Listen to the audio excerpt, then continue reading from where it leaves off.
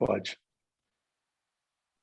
Bruhim Abaim, sejam todos bem-vindos ao grupo de estudos Judaísmo para Todos da Cibra. Baruch Rabá, Raul Gottlieb. Gostaria primeiro agradecer ao Mário Becker, nosso colega aqui que organizou essa palestra de hoje, que tratou com o Raul, e parabenizar o Mário pela excelente escolha. Bendito és tu, Adonai, que ensina a tua Torá ao povo de Israel. Amém. O título do encontro de hoje é Um amor do tamanho da vida, as traduções judaicas da Torá. E o nosso palestrante de hoje é Raul Gottlieb, engenheiro e empresário aposentado, ex-membro juvenil da Hazit Hanoar, atua como voluntário na comunidade judaica há dezenas de anos. Ele já foi um monte de coisas e ainda é algumas coisas. No lado dos foi membro do diretório e presidente da escola israelita Eliezer Steinberg. Foi presidente do Vaad Ahinur do Rio de Janeiro. Foi diretor de assuntos religiosos na Sinagoga da Ari, no Rio de Janeiro, da Associação Religiosa Israelita. Foi o diretor do projeto de criação do novo Sidur de Kabbalat Shabbat da Ari. Foi diretor do projeto de tradução para o português do Humash, a Torá, um comentário moderno, editado pelo rabino Günter Plaut. Esse é aquele que o nosso novo Humash Plaut da Cibra, que a gente utiliza. No lado dos é diretor da revista Dvarim, publicada desde 2006 e distribuída em todo o Brasil. É o atual presidente do Movimento Reformista Judaico na América Latina, da UJR, União do Judaísmo Reformista da América Latina. É o atual presidente do Instituto Ibero-Americano de Formação Rabínica Reformista. É casado com Marina, tem 3 filhos, 7 netos. Nos últimos 6 anos, divide o seu tempo de moradia entre o Rio de Janeiro e Tel Aviv. Raul não tem nenhuma formação formal em cultura e religião judaica. Raul é apenas um leigo encantado com as riquezas do judaísmo. Esse é nosso colega. Ele é um amante curioso do judaísmo, sempre com muita animação, algo que recomenda a todos.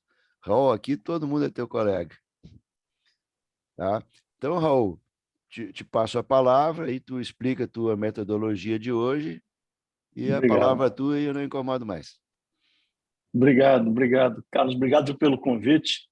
Obrigado ao Mário também, que a gente tem contato há muito tempo, e muita gente eu conheço aqui. Então, essa palestra, a gente poderia fazer ela com perguntas no final ou durante, né? Eu prefiro que as perguntas sejam durante, ok? Porque eu acho que fica mais dinâmico, né? Se alguma coisa não estiver bem clara, não sei o que, a gente conversa no meio, não tem problema nenhum, é só levantar a mão aqui pelo Zoom, né? O Zoom levanta a mão assim, e aí você depois abaixa a mão, e aí a gente interrompe e conversa. Não tem problema, não me tira o fim da meada, Eu falo muita besteira com muita convicção, então não tem problema nenhum de me perder. Vamos lá. Essa palestra, ela é, na verdade, realmente, como eu botei no título, uma história de amor, né? De um amor muito profundo, muito eterno, que é o amor do povo judeu pela Torá. Tá certo? A Torá é algo que o povo judeu ama mais do que tudo, eu acho, né? Mas vamos começar pelo começo da história. Por que um engenheiro como eu, que eu sou engenheiro, se meteu nesse trabalho? Não é isso? Então, como você viu no meu currículo, eu frequento sinagoga há muito tempo, e estudo Torá há muito tempo, estudo outras coisas há muito tempo, judaicas e tal. E, muito bem. E na área a gente tinha um costume, que a gente criou, muito, que eu acho muito, muito sábio, democrático, de vez em quando convidar alguém para dar a prédica em vez do rabino o tempo todo. Não que o rabino não faça boas prédicas, mas é porque variar um pouco é bom e dar responsabilidade para as pessoas, dar oportunidade de estudar e tal. E um dia demos para um rapaz muito simpático fazer uma palestra, fazer uma prédica. E ele me veio com um negócio que eu falei, gente, da onde sai algo totalmente contra o que a gente fala o tempo todo no judaísmo liberal, mesmo dentro da vida nossa, do dia a dia, tal, sobre o valor da mulher, coisas horríveis. Aí eu falo, de onde vem isso? Aí ele mostra o livro que ele pegou, que é o livro que a gente dava para todo mundo fazer estudo, né? Até ontem a gente usava isso aqui direto. Todas as congregações brasileiras usavam esse A Lei de Moisés, que é um livro fruto de um esforço heróico. Esse livro foi feito uma tradução para português da Torá, feito por um rabino turco que passou pelo México e depois veio para no Rio de Janeiro, chamado Matzliach Melamed. Eu conheci ele quando era bem novinho, porque meu avô também era do Sírio e tal, eu era rabino do Sírio, e ele traduziu a Torá, porque não tinha nada em português, e com um português muito ruim, porque o português dele não era bom mesmo, né? O cara falava espanhol, e a trajetória é muito grande, e ele, com muita coisa dentro do livro, tendenciosa para o lado ortodoxo, para um lado muito conservador, para um lado muito... Enfim. E esse era o livro que a gente usou até ontem. Todo mundo usava, todo mundo usava. E eu falei, gente, olha só, eu era realmente diretor de culto naquela época da área. A gente dá aula, o rabino aqui se esforça, gasta saliva, fica rouco, a gente fala um monte de coisa, não sei o quê. Na hora que o cara se interessa pelo judaísmo, a gente dá para ele um livro que fala tudo ao contrário do que a gente fala. Tudo ao contrário, né? Não tudo ao contrário, mas muita coisa ao contrário. Não dá. E aí eu falei, mano, temos que fazer alguma coisa. Então, há 10 anos atrás, agora acho que já são 10 anos atrás, mais ou menos, eu peguei e fiz um primeiro projeto para a gente criar um Humash. Humash é a Torá usada na sinagoga, né? São os 5 livros de Moisés, mais as Haftarot. Para a gente criar um Humash liberal, né? Liberal. E esse primeiro projeto não tinha nada a ver com Plau, e ele mostrei para um, mostrei para outro, tentando ver como é que a gente ia fazer, e não deu certo de jeito nenhum, porque dependia demais de rabino, na verdade, não ia dar certo. E aí, no meio dessa brincadeira, veio a ideia, vamos traduzir o Plaut. Plaut é um livro que foi feito por um rabino canadense, que é um rabino alemão, que se radicou no Canadá durante a Segunda Guerra, que faleceu há poucos anos atrás, com mais de 100 anos. O cara era um gênio total. E ele fez um livro de comentário da Torá, tradução para inglês, depois a gente fala como é a tradução que ele fez, e comentários, que é o mais importante, com muitíssima riqueza. Não só deles, com outros textos de outras pessoas, com muita riqueza, e é o livro padrão de uso nas sinagogas norte-americanas, canadenses, etc. Então, e na verdade todo mundo que fala inglês, né? Inglaterra também, África do Sul, Austrália, todo mundo usa o Plaut. Eu falei, vamos usar o Plaut, vamos traduzir o Plaut. E aí nós metemos a traduzir o Plaut, né? A minha experiência em fazer traduções era exatamente 0, e editar livro também era 0. Mas eu acho que tudo que alguém sabe fazer, eu também sei fazer. Então, vamos fazer. e demoramos 7 anos fazendo, não traduzi, né? Eu fiz a revisão grande, forte, tal, e a coordenação do projeto envolvia muita gente, algumas pessoas, o tradutor, outras pessoas, etc. Eu não traduzi. E no ano passado, acho que em outubro ou setembro, a gente lançou o livro, finalmente ficou pronto, e imprimimos o livro, lançamos, a Cibra tem uma quantidade grande de livros, etc. E muito bem, exatamente. E aí, nessa brincadeira de eu divulgar o livro, etc., alguém falou para mim, você já leu o livro de uma pessoa chamada Leonard Greenspan, que fala sobre as traduções judaicas da Torá? Falei, não, nunca. Vale a pena você ler. Aí peguei, comprei e li, e realmente, se eu tivesse lido o livro do Greenspan antes de fazer a tradução do Proto, não teria feito. Porque essa história de traduzir Torá é uma arte milenar, extremamente delicada. E eu meti minha mão para fazer um negócio que não era para mim. Mas, de qualquer maneira, saiu, tá direitinho e tal. Então, o que eu vou falar aqui hoje é basicamente baseado no livro desse Greenspan, que chama-se The Jewish Translations of the Torah, ou algo parecido com isso. Eu não notei aqui agora, pode não ser bem assim. E para a gente poder falar sobre isso, eu deixo falar sobre o que é uma tradução judaica, né? Porque vão perguntar, mas a tradução da Torá não precisa ser judaica. O que quer dizer uma tradução judaica? Uma tradução judaica é uma tradução com um viés judaico. Como é que pode o viés não ser judaico de uma tradução de um texto em hebraico? Vou dar um exemplo simples aqui. Por exemplo, logo em Bereshit fala que Ruach Elohim al pnei hamayim, o Espírito de Deus estava sobre as águas. Tá certo? Na nossa tradução, o Espírito está com letra minúscula. O é em caixa baixa. Nas traduções cristãs, você vai achar o é com caixa alta. Porque aí já estão ligando esse Espírito à Trindade. Ok? Então, já sutilmente já estão ligando esse negócio para tentar falar que aquele Espírito já é a parte da Trindade cristã que nós não temos. Uma outra coisa, por exemplo, Betulá. Betulá significa jovem, ok? Mas também na Torá muitas vezes é usado como virgem. A gente traduz Betulá de acordo com o contexto como jovem ou como virgem. A tradução cristã vai sempre traduzir Betulá como virgem, porque interessa muito a eles por causa da origem de Jesus, etc. Né? Então, tem uma série de sutilezas assim que fazem uma tradução ter um viés ou outro. E essa é a grande história das traduções. Não tem nenhuma tradução isenta. Todas as traduções têm um viés. Eu vou falar sobre as traduções judaicas, porque as traduções cristãs são muitíssimas. E não é do nosso interesse demais. Quer dizer, pode até ser, mas eu também não sei como falar sobre elas. Então, vou pegar esse livro do Greenspan e peguei os grandes pontos de inflexão da tradução da Torá. Ok? São 5 pontos grandes de inflexão, vou falar sobre esses 5. Antes de começar, a questão de traduzir a Torá. Ok? Não é algo tão simples e direto pensar de que os judeus eram a favor de traduzir a Torá. Hoje em dia a Torá está traduzida em tudo quanto é idioma possível, né? Mas no tempo do Talmud a ideia de traduzir a Torá era uma ideia problemática. Muita gente foi muito contra. Não sei se vocês sabem, mas o Alcorão, por exemplo, eles não deixam traduzir.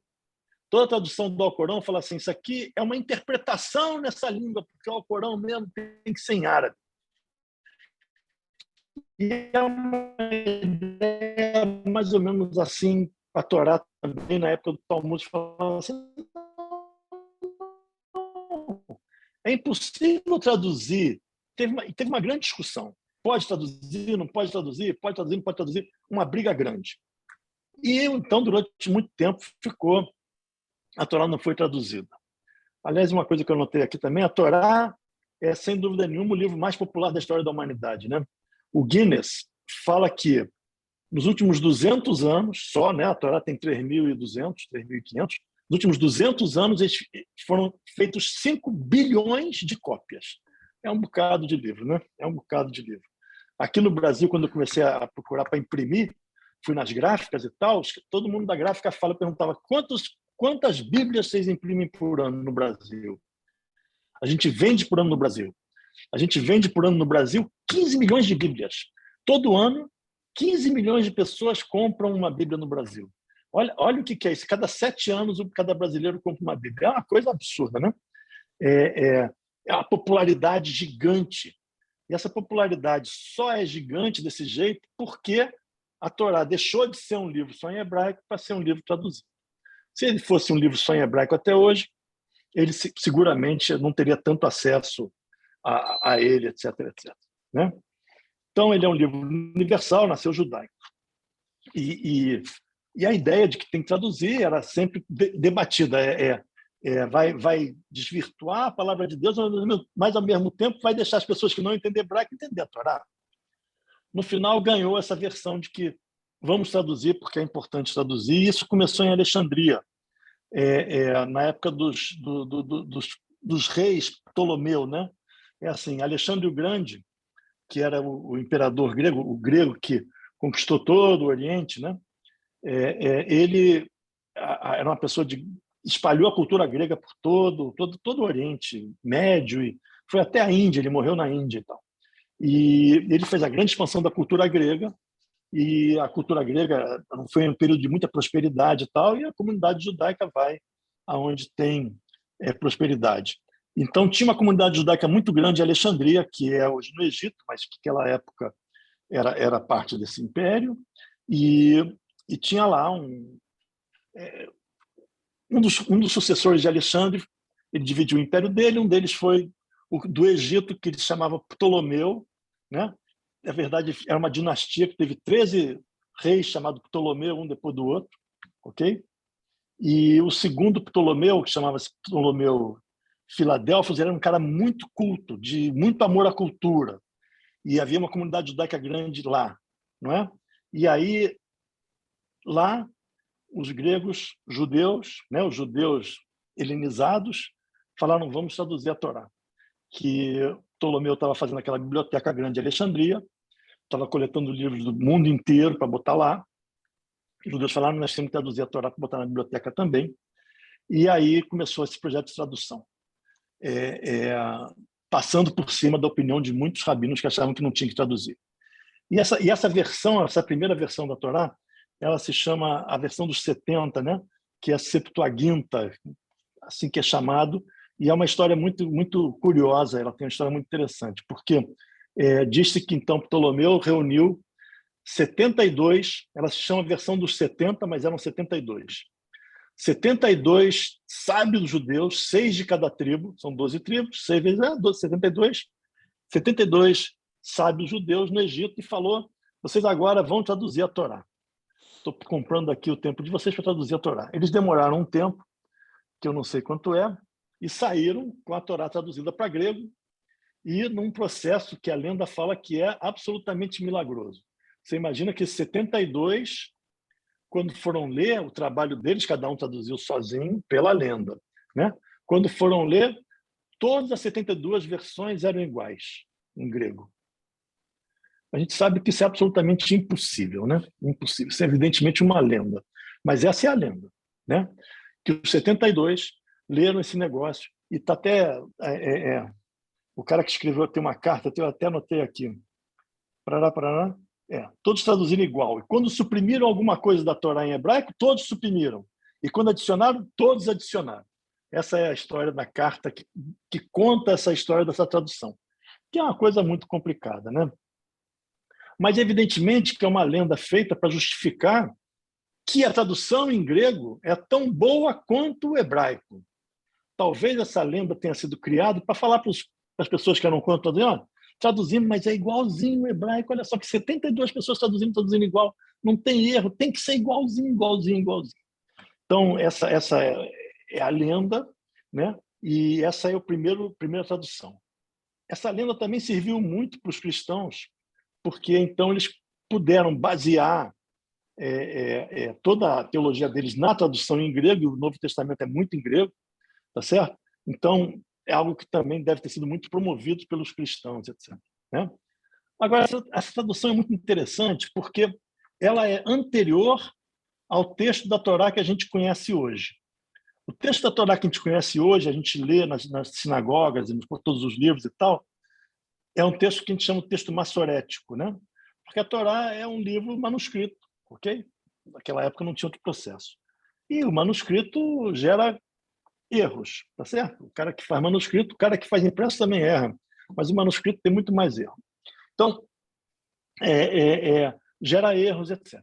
Em um belo momento, tinha algumas versões de Torá, de textos, e nós temos provas de que tinham versões diferentes nos manuscritos do Mar Morto. A gente achou trechos de Torá que são diferentes do texto massorético.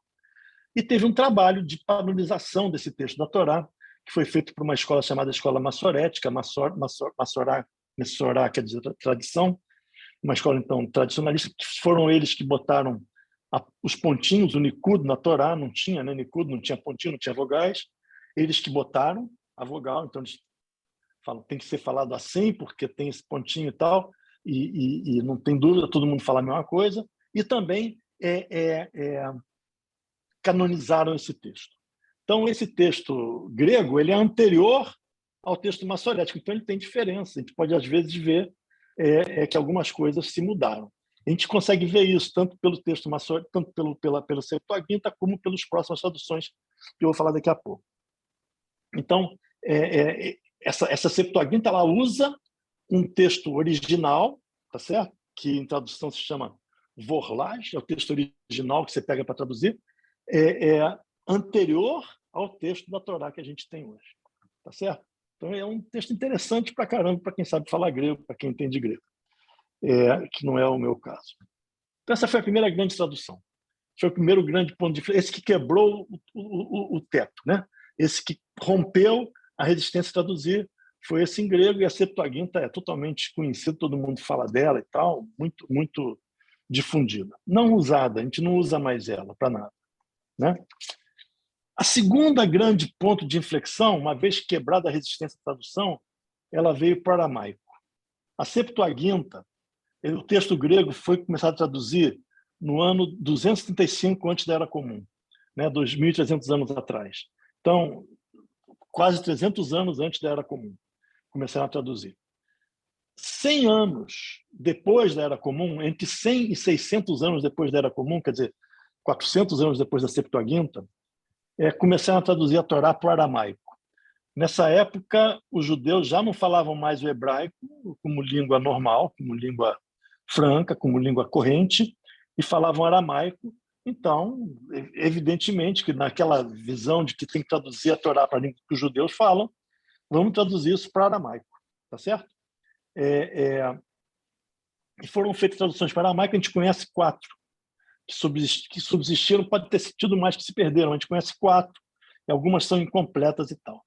A mais famosa dessas traduções aramaicos é a de Onkelos, né? Que é o nome da pessoa, quer dizer, o nome da pessoa que deu o nome, e que aqui, esse livro aqui que a gente usava até agora, ele tem Onkelos aqui, ó. Tá vendo? Ele tem aqui o hebraico, ele tem aqui o português, ele tem aqui o aramaico. Então, você pegar ele, você ainda deve ter aqui está escrito Onkelos, em hebraico, e aqui está a tradução em aramaico. Eu nunca entendi por que botaram essa tradução aqui, porque essa letra aqui é muito pequena, e eu acho que quem não entende hebraico hoje em dia também não entende aramaico, né? Então, não ajuda muito. Mas, por que essa tradução também é importante? Essa tradução ela fez uma coisa que se propagou, e ela se propagou até muito pouco tempo, e muita gente ainda faz, que é não traduzir literal, mas traduzir incluindo dentro da tradução, de uma maneira dissimulada, o pensamento de quem traduziu. Ok? Então, você sabe que o judaísmo evoluiu de uma maneira caótica, né? Nós nunca tivemos um papa, graças a Deus. Nós nunca tivemos uma coisa centralizada, e temos não sei quantas milhares não, mas centenas de correntes de pensamento, etc. E rabinos começaram essa época, eu estou falando do ano 100 ao ano 600, depois da Era Comum, essa época do Talmud, é uma época de muita discussão, de muita efervescência em cima do texto, em cima das leis, como compilar essas leis, etc., etc., etc. E os rabinos criaram midrashim, criaram interpretações, criaram explicações, algumas discordantes entre si, algumas muito longe do texto literal da Torá. Então, e Onkelos, esse Targum, esse chama-se Targum. Targum quer dizer tradução em aramaico. Esse Targum dele, ele coloca interpretações dentro do texto. Vou dar aqui um exemplo. Que Shemot, que é Êxodo, né? 22:20, fala assim: não enganem nem oprimam ao estrangeiro. Um estrangeiro. Muito bom, muito bonito, uma lei linda. O Targum escreve assim: não atormentem um estrangeiro com palavras, nem o oprimam tomando suas posses. Então, o original da Torá fala: não engana nem oprime. E o Targum dá o cuidado de falar: não atormente ele com palavras, quer dizer, não faz assédio moral, atormentar com palavras, né? Algo espiritual, não material, e nem o oprimam tomando suas posses, nem roubem ele, ou seja, nem façam violência física ou material com ele. Então, eles botam, não oprime o estrangeiro, espiritual e material. É algo bem interessante, né? É um esclarecimento interessante, mas ele não é original da Torá. Ele é fruto de uma interpretação rabínica posterior. Tá certo? A Torá não fala isso, mas evidentemente que a Torá fala: não oprime o estrangeiro. Aí o cara pergunta: o que quer dizer oprimir? O que quer dizer oprimir? Se eu falar que ele não pode entrar aqui no clube, estou oprimindo? Não estou oprimindo nada, não estou batendo nele, não sei o quê. Então tem essas discussões, né? E aí os rabinos vão resolvendo essas coisas. E o Targum, então, coloca muito disso dentro do texto da Torá, dizendo: a Torá diz isso. Ok? Algo que é feito até hoje muito, muito, muito, né? O Rabat faz isso de uma maneira consistente e, para quem gosta, muito elegante. Uma vez eu peguei um livrinho do Shema, um folhetim de Shema que eles distribuíram e tal. Eles mandam aqui para casa de vez em quando coisa. Tinha lá Shema, Israel, não sei o que, não sei o que. E aí fala do tzitzit, que você vai amarrar. Então ele fala assim: Vekishartem leader, que fala que você vai amarrar ele no teu braço. Ele fala: e você vai dar 7 voltas no teu braço direito. A gente sabe que para você botar o tefilim, você dá 7 voltas no braço direito. Na Torá não fala isso, né? A Torá fala: você vai amarrar no teu braço. Se você pegar, agora eu não sei se todo folhetinho do Rabat é assim, mas eu vi um que era perfeitamente assim. E se eu pegar também o Targum do Onkelos, outra passagem, por exemplo, lá em Dvarim, no livro, né, o Deuteronômio 6:9, que fala da mezuzá, fala assim: inscreva-as nos batentes de suas portas e em seus portões, né? O Shartem, mezuzá, beter, visharer. Essa é a frase da Torá. O Targum fala assim: nos batentes você as afixará, no terço superior da verga e em seus portões, do lado direito de quem entra. Esse é o costume que nós temos hoje, né? A gente bota realmente a mezuzá no terço superior do batente da porta ali, né? Aqui não fala para botar inclinado, mas a gente bota hoje inclinado, mas a gente bota ali mais ou menos na altura dos olhos da pessoa e do lado direito de quem entra. A gente faz isso. A Torá não fala isso. A Torá não fala isso. A Torá bota uma coisa muito mais enxuta. Você vai colocar aqui e ali. Então, o Targum já está empurrando para dentro do texto da Torá uma interpretação rabínica, ok? E essa interpretação rabínica não é a única, porque a gente conhece um monte de discussões, a gente conhece a discussão famosa de Hanukkah, se acende daqui para lá, de lá para cá, se é da primeira até a última, se vai apagando, tem um monte de coisas dessas. O Talmud é riquíssimo em interpretações diferentes e tal. E aqui, Onkelos já bota um viés definido. Ele fala: tem que ser assim, tem que ser assim, tem que ser assim. Já começa a nos engessar. Então, é uma tendência que começou ali atrás. E, com isso, o que ele faz é uma Torá enriquecida, né? Ele não só coloca o que está no texto original, mas ele também coloca algumas interpretações rabínicas. Mas ele coloca isso, como eu falei no começo, de maneira que eu acho que talvez é uma palavra forte demais, mas falsificando. Falando: está escrito isso na Torá, mas não está. A Torá não fala não oprima material e moralmente. A Torá fala não oprima. O material e moralmente é uma coisa que todos nós aqui concordamos, mas não está na Torá, né? Então, ao mesmo tempo que ele enriquece com isso, ele também, na minha opinião, empobrece. Porque, Por que empobrece e enriquece ao mesmo tempo? Ele enriquece com essa opinião, mas ele empobrece porque ele faz duas coisas. Primeiro, ele deixa de fora outras opiniões. A gente não sabe se essa é a única opinião válida. E segundo, ele te inibe a ter as opiniões tuas, porque ele amarra demais a coisa. Não é? Ele amarra demais a coisa. Então, é um enriquecimento que empobrece, né? No meu modo de ver. Eu acho muito mais interessante trabalhar com o texto original, com o texto tipo a Septuaginta, com o texto mais original possível, né? O ideal seria ler em hebraico sempre, mas não é possível. Então, mesmo ler em hebraico também é difícil, porque o hebraico é um hebraico antigo, com regras gramaticais diferentes, com palavras que a gente não entende, com expressões idiomáticas que a gente já se perdeu, que a gente já perdeu. Então, mesmo assim, não seria muito possível. De qualquer maneira, essa é uma tendência que começou nessa época. É uma época onde tinha essa efervescência de interpretação, de discussão e de alargamento do judaísmo, né? O judaísmo, enquanto ele era cercado pelos sumos sacerdotes, pelo templo, antes do judaísmo rabínico, ele era muito mais uniforme. O judaísmo rabínico, que ficou muito forte depois da destruição do templo, mas já existia antes, ele deu uma amplitude enorme, criou uma série de escolas, uma série de visões diferentes, etc., todas elas convivendo. E o Targum já reflete essa época, né? Já reflete essa época. É bem interessante, né? E a gente vai ver que essa tendência que o Targum inaugurou se manteve pelo tempo. A terceira ponto de inflexão que eu quero trazer é a tradução para o árabe, ok? No ano 1000, né? Então, o Targum é do ano 100 ao ano 600. Ninguém sabe direito quando mas não é na época dos maçoretas também, é na época do Talmud. No ano 1000, existia uma comunidade judaica muito grande na Babilônia, que já tinha ido para a Babilônia desde a destruição do primeiro e do segundo templo.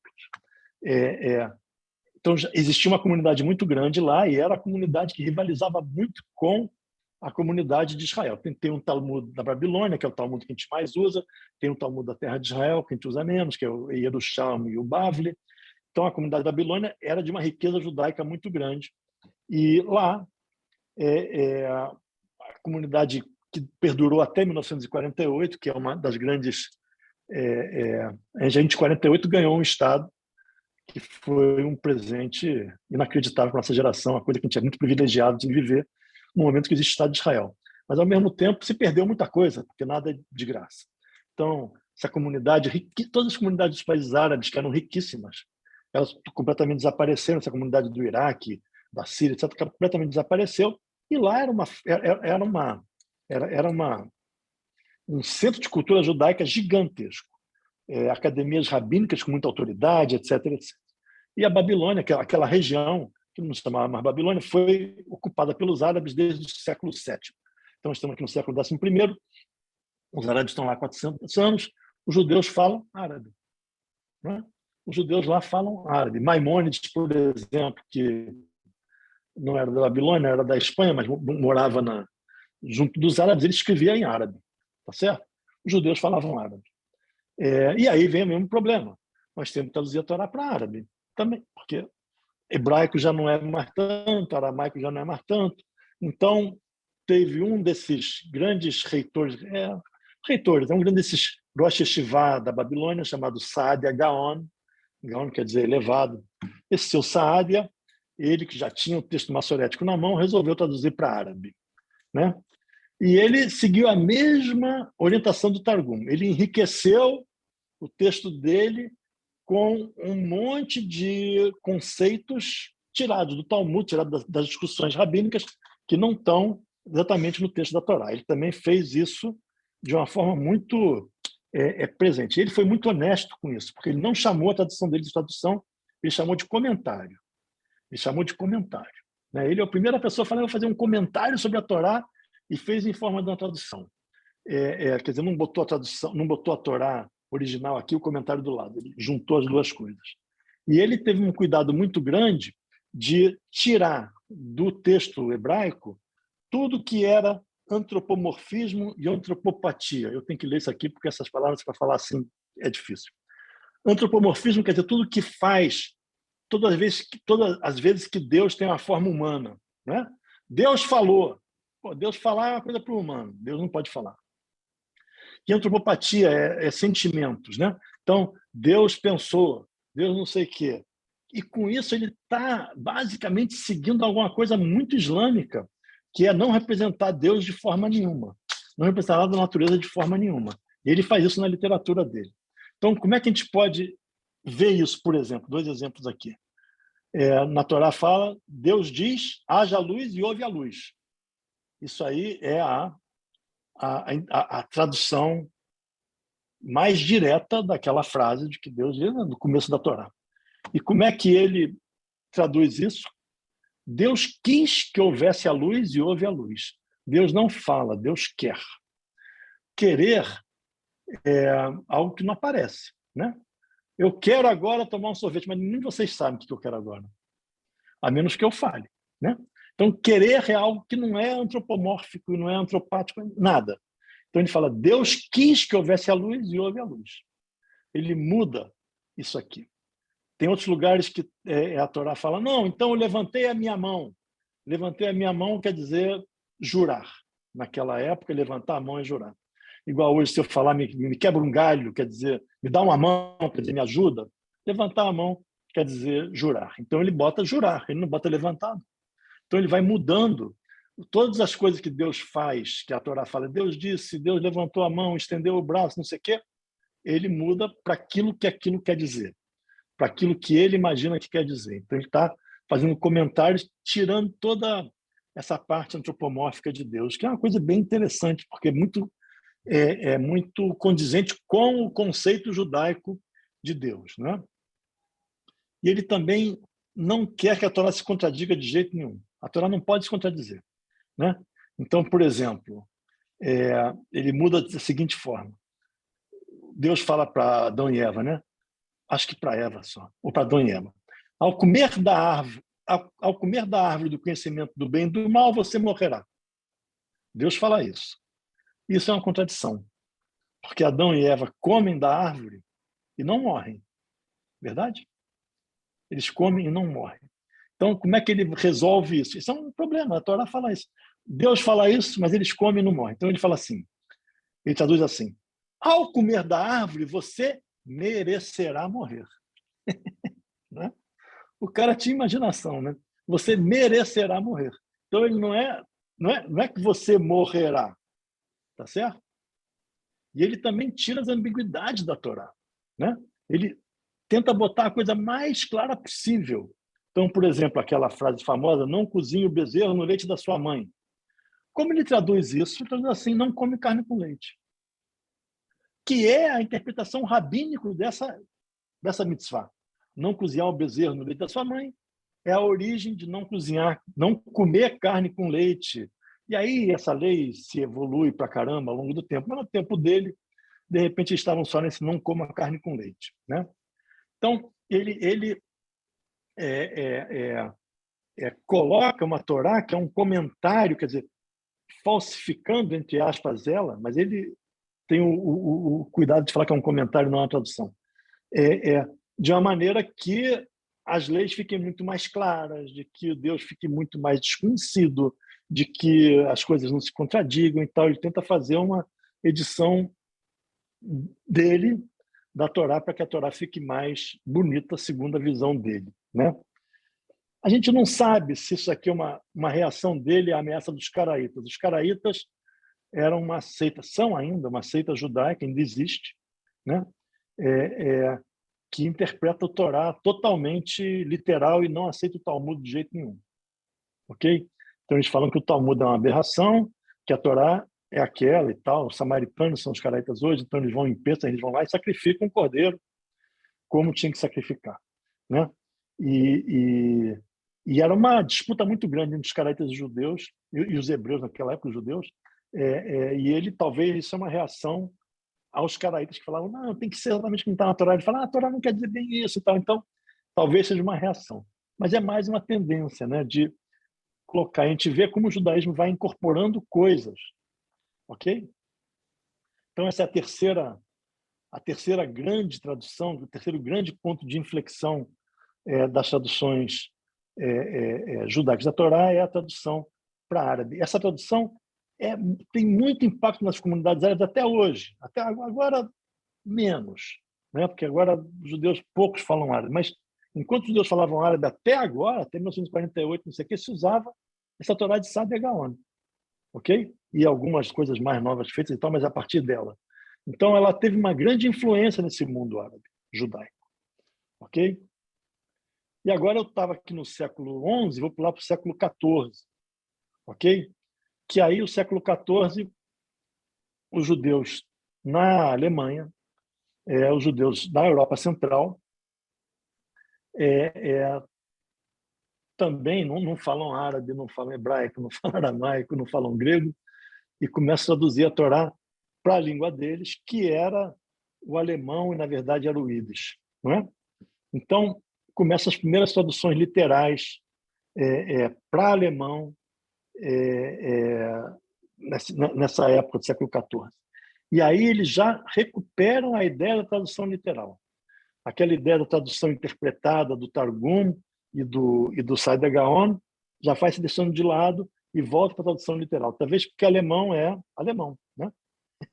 E é direitinho. Então, tem que ser como está escrito, tem que ser não sei o quê. Não me inventa interpretação bota fora. Mas eles fizeram isso.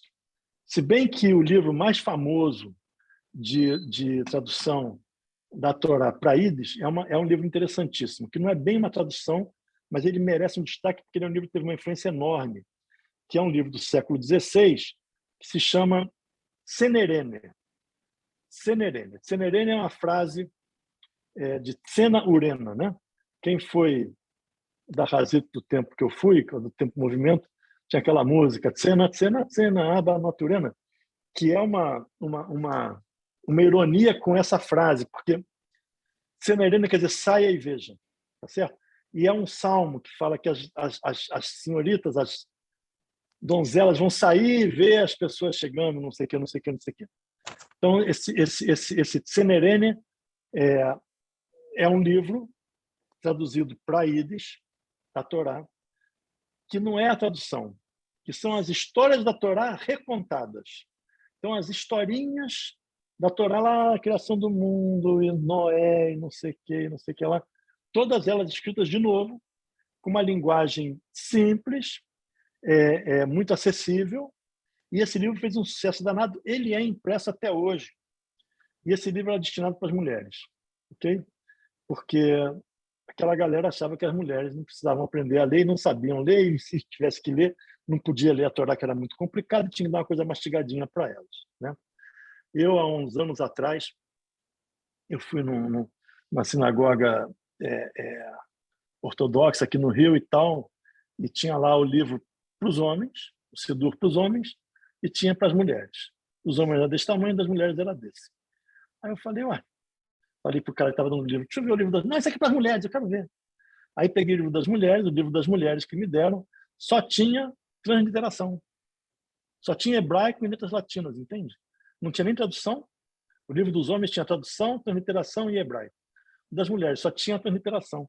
Porque ainda hoje, no século XXI, aqui no Rio de Janeiro, eles acham que a mulher basta aprender a falar aquelas palavras, não vai entender mesmo nada, então fala aquilo ali, tá bom. Essa era a ideia deles, não é a nossa ideia, evidentemente. Mas o Senerene é um livro feito para essa ideologia. Fala assim, não, a mulher, basta esse livro aqui. Mas esse livro ficou muito, muito famoso, porque ele é um livro tem muito bem escrito, muito bonito, e as histórias estão muito bem compostas e tal, e todo mundo conhece as histórias que a gente conhece, que a gente conta nas escolas e tal, basicamente saem dali no texto da Torá, que é um texto muito mais duro, né? E é um texto que realmente atravessou os séculos. Ele está ainda hoje sendo usado pela galera ortodoxa, ainda usa isso para ensinar para as meninas, tá certo? É uma afronta para as meninas, eu acho, mas é isso que eles fazem. Já no século XVIII, ainda estamos nos alemães ainda, Mendelssohn, que é o primeiro ou um dos primeiros judeus que se emancipou, né, que se aculturou na cultura ocidental e tal, saiu do meio só judaico e entrou no meio alemão da época, etc., ele fez uma tradução de altíssimo nível da Torá com um viés judaico, contrariando as traduções cristãs que existiam com viés só alemão, também em altíssimo nível, um alemão muito refinado, muito não sei o quê. Então, talvez esse é o primeiro precursor do que a gente tem hoje dos livros em inglês, tá certo? Que é uma tradução fiel, escrito num alemão, numa linguagem de muito bom nível, né? E depois dele, teve outros que fizeram livros também. Zuns e Philipson fizeram um livro no século XIX. O Samson Raphael Hirsch, que é o fundador da ortodoxia moderna, fez uma tradução no século XIX também, que é um livro maravilhoso. Eu tenho ele aqui, ele é um comentário, um livro maravilhoso. Até Buber e Rosenzweig fizeram uma tradução da Torá no século XX, né, para alemão. Então, esse é o quarto ponto de inflexão, que é o Yiddish e o alemão, que produziu coisa de muita qualidade. De muita qualidade. E a quinta, evidentemente, só pode ser o inglês, né? Porque estamos chegando perto da gente aqui e agora é o inglês. Então, as traduções para inglês, elas basicamente, as traduções judaicas para inglês, elas basicamente têm uma origem cristã, porque no século XVI saiu a tradução básica da Bíblia em inglês, que é King James, né? King James, o rei Haim, Amélia Haim, King James, no século XVI fez o texto em inglês que é usado hoje todo mundo cristão. Todo mundo cristão. Eu não sei se foi evoluído, não sei o quê, mas todo mundo cristão. E os americanos resolveram fazer, quando o judaísmo americano ficou importante, eu falei, nós temos que traduzir alguma coisa para inglês, mas não usar a tradução cristã, que tem esse viés todo cristão que a gente não quer. Na Torá nem tanto, mas nos profetas tem muito e tal. A gente não quer. Então, começaram, em 1888, nos Estados Unidos fundaram uma sociedade que existe até hoje, que se chama JPS, Jewish Publication Society, que é um dínamo, né? Que é uma máquina de fazer traduções de altíssimo nível em inglês. Tudo que a gente tem hoje sai de lá, basicamente, né? Eles foram fundados em 88, e em 92 começaram a produzir uma versão judaica em inglês com um cara que foi um grande professor do HUC, que é o Seminário Rabínico Reformista, e um grande escolar da Bíblia chamado Max Margolis. E ele formou um grande comitê e tal, e ele demorou 25 anos para fazer a tradução para inglês. Ele demorou 25 anos trabalhando numa equipe, né? Quando você trabalha em equipe, vai mais lento, né? Porque um dá um palpite, outro dá outro palpite, dá outro palpite, até você juntar todo mundo e concordar com aquilo ali. É brabo. Quando você trabalha com pouca gente, tem 3 palpites, é mais fácil. Você tem 15 pessoas na comitê, nada funciona direito. Demora. Sai muito bom, mas demora. Ele demorou 25 anos. Aí, quando eu li isso, falei, bom, eu demorei 7, foi legal, fui bem. Ele demorou 25 anos e fizeram uma tradução, a tradução original do JPS, que é uma tradução muito boa, clássica e tal. Não significa que isso ficou assim. Em 1953, começaram um novo projeto para modernizar aquela tradução com uma pessoa chamada Orlinsky. Uma tradução menos formal, uma linguagem mais corriqueira, etc., mas ainda uma linguagem muito formal. E uma tradução com equivalência funcional, mas não literal, tá certo? Eles não quiseram fazer literal, mas tem uma funcionalidade. A tradução tenta exprimir o sentido da época. Isso é muito interessante porque, veja bem, a Torá, o King James traduz a Torá, e muita gente traduz a Torá, como é que não? O Maslier também faz isso, com uma linguagem muito solene, né?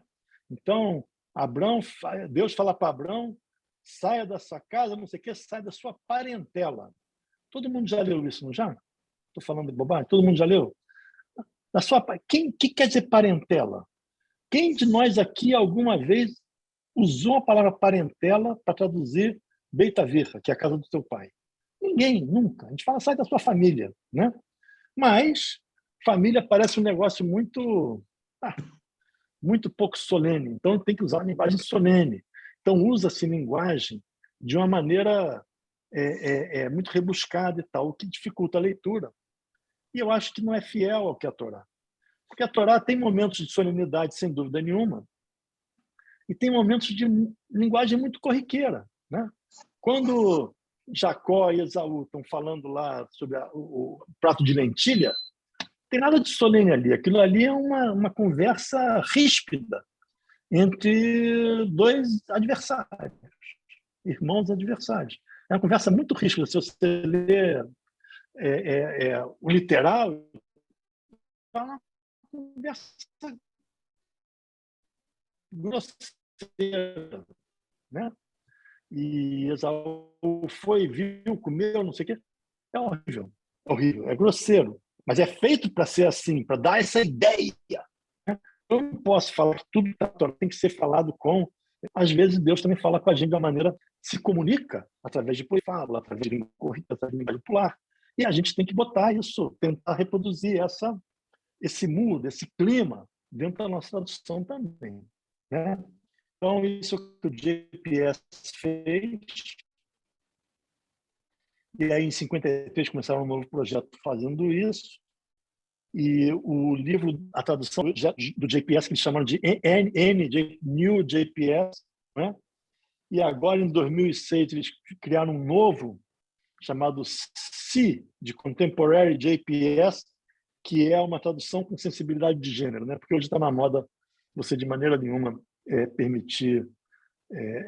muita gente fala todas, todas e todos, aquelas coisas que essa juventude fala que a gente não entende por quê.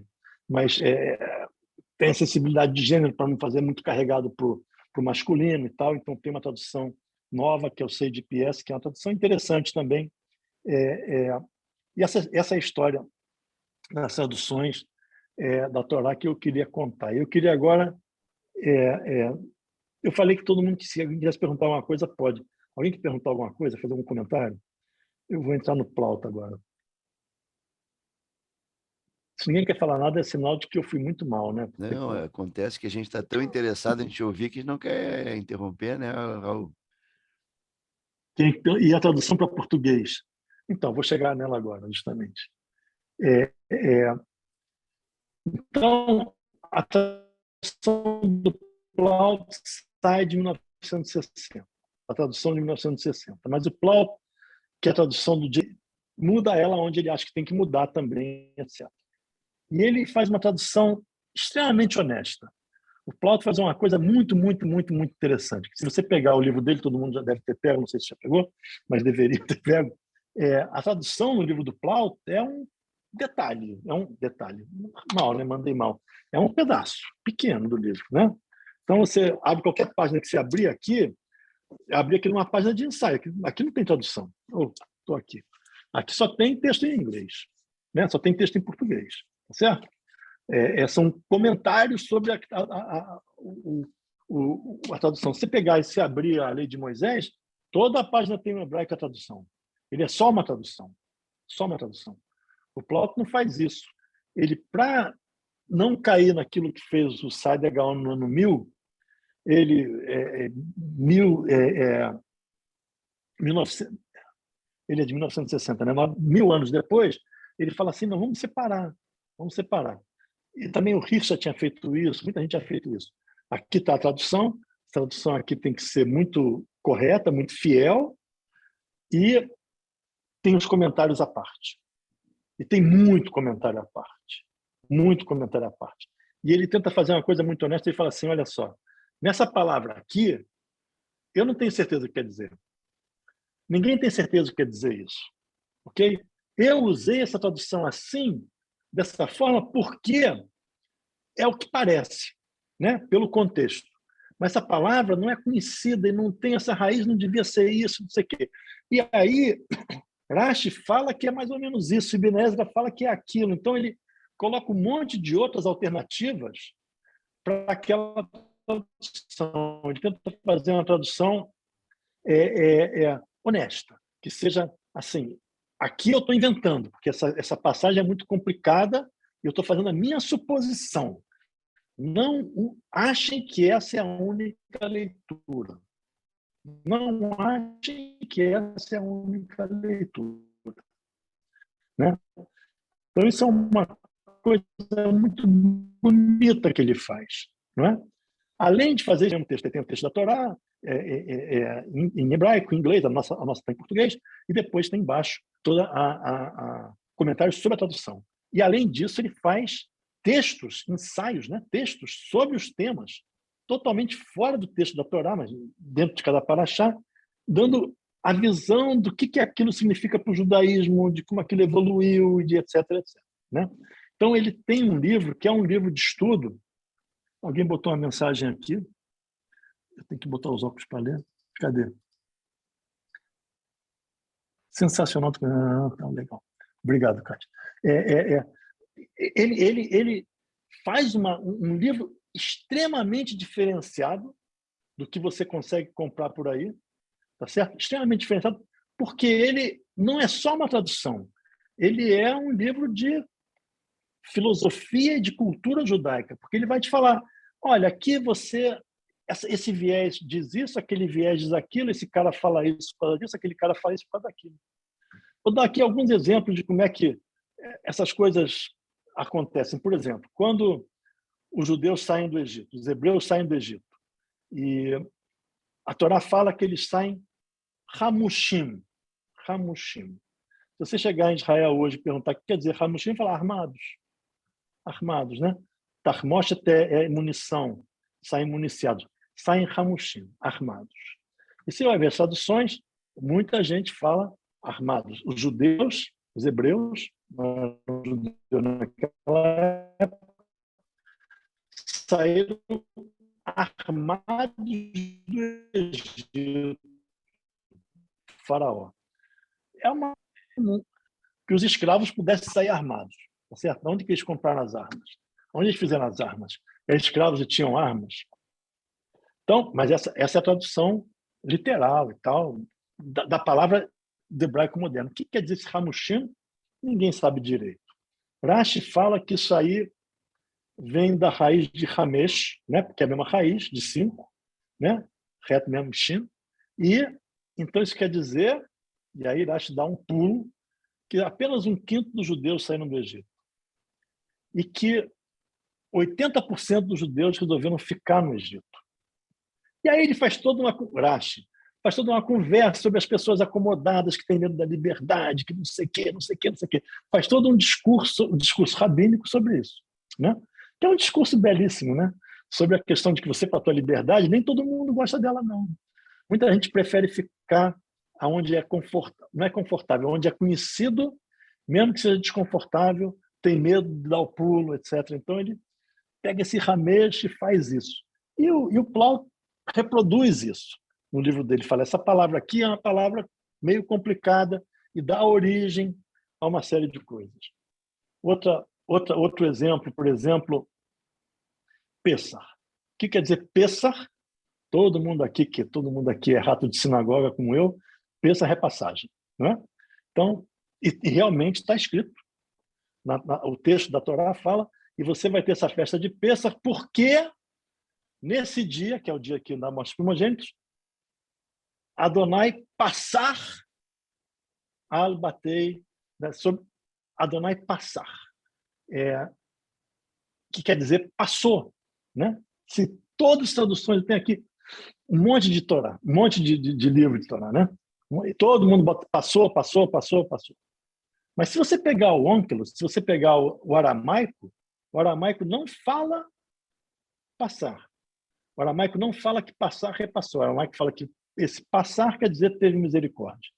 Porque naquele dia Deus teve misericórdia dos judeus e não destruiu os primogênitos deles. O que não combina com Pessah. Por que chamou de Pessah se passar não quer dizer... É complicado. Mas assim também, entendeu? Então as tradições têm muitas. E o Plaut vai te dando isso. Então é impossível você ler o Plaut e sair do jeito que você estava quando entrou. Se você pegar a gente que já leu a Torá muitas vezes, né? Se você pegar a Torá, você vai pegar traduções e você fala, bom, entrei e saí, não ganhei nada. No Plaut não tem isso. Você não consegue entrar e sair dele sem ganhar alguma coisa. Ok? Porque ele vai sempre te dar, não é totalmente, não é exaustivo, porque senão o livro deveria ter não 1.600 páginas, mas são 1.600.000 páginas, porque a cultura judaica é gigante, mas aonde ele acha que é o mais interessante. E ele faz outras coisas também, que é comparar a literatura, o estilo literário da Torá com o estilo literário dos outros textos do Oriente Médio naquela época.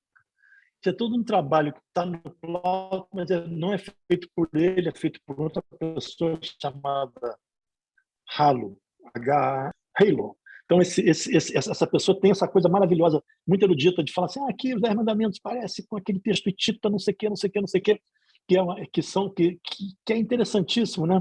Esse acordo aqui é semelhante ao acordo feito assim, assim, assado. É super interessante. Então, ele também tem isso, que é muito enriquecedor, etc, etc. O texto, então, do Plaut é um texto muito honesto, em inglês, e por isso a gente escolheu ele para traduzir para português. Então, ele é honesto porque ele fala, aqui eu não tenho certeza, aqui tem essa e essa versão, eu escolhi essa. Aqui eu escolhi uma versão que não tem, mas eu acho que faz sentido. Mas ele não bota lá e fala, é assim que é, como os outros que a gente viu no passado, né? Ele fala, está aqui, mas está aqui embaixo. Então, se você vai ler o Plaut e você falar que não precisa ler as notas, você está perdendo muito. As notas são tão importantes quanto a tradução ou mais. Não é?